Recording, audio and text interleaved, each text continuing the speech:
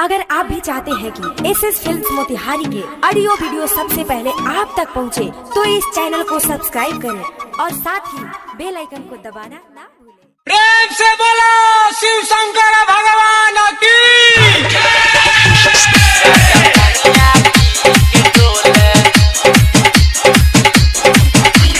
DJ Sanjay सम्राट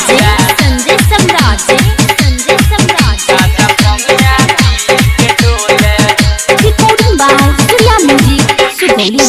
बाटे जहिया से चढ़ल सावन सबे भक्ति में बम बम बोले। बाटे जहिया से चढ़ल सावन सबे भक्ति में बम बम बोले। जल ढारे आइली कंवरिया गाजा भंगिया पी के डोले। जल ढारे आइली कंवरिया गाजा भंगिया पी के डोले। बाटे जहिया से चढ़ल सावन सबे भक्ति में बम बम बोले। बाटे जहिया से चढ़ल सावन सबे भक्ति में बम बम बोले। जल ढारे आइली कंवरिया गाजा भंगिया पी के डोले। जल ढारे आइली कंवरिया गाजा भंगिया पी के डोले। Mix by Arun sound. गाजा भंगिया पी के डोले। जल ढारे आइली कंवरिया। डीजे संजय सम्राट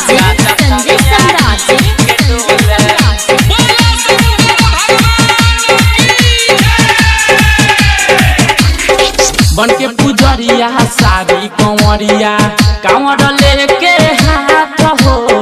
नाचते गावते भोला नगरिया जाले हर साल हो। जाले हर साल हो। बन के पुजरिया सारी कंवरिया कांवर लेके हाथ हो। नाचते गावते भोला नगरिया जाले हर साल हो। देखो डीजे पर नाचेली भौजी कांवर लचकता होले होले। देखो डीजे पर नाचेली भौजी कांवर लचकता होले होले। जल ढारे आइली कंवरिया गाजा भंगिया पी के डोले।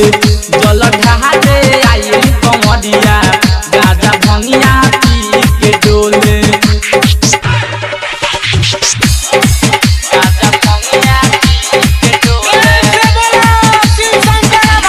डीजे संजय सम्राट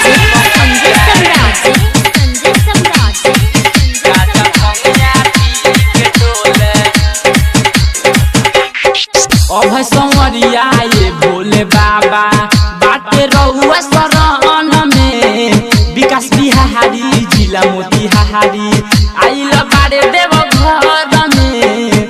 आइल बारे देव घर में। अभय संवरिया ये भोले बाबा बाटे रहुआ शरण में। विकास बिहारी जिला मोतिहारी आइल बारे देव घर में। आइल बारे देव घर में। देखो नाचेला सारा पुजरिया सबे बोलता जय शिव बोले। देखो नाचेला सारा पुजरिया सबे बोलता जय शिव बोले। जल ढारे आइली कंवरिया गाजा भंगिया पी के डोले। जल ढारे आइली कंवरिया गाजा भंगिया पी के डोले।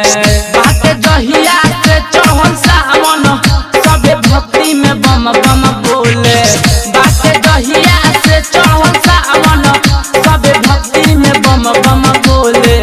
जल ढारे आइली कंवरिया गाजा भंगिया पी के डोले।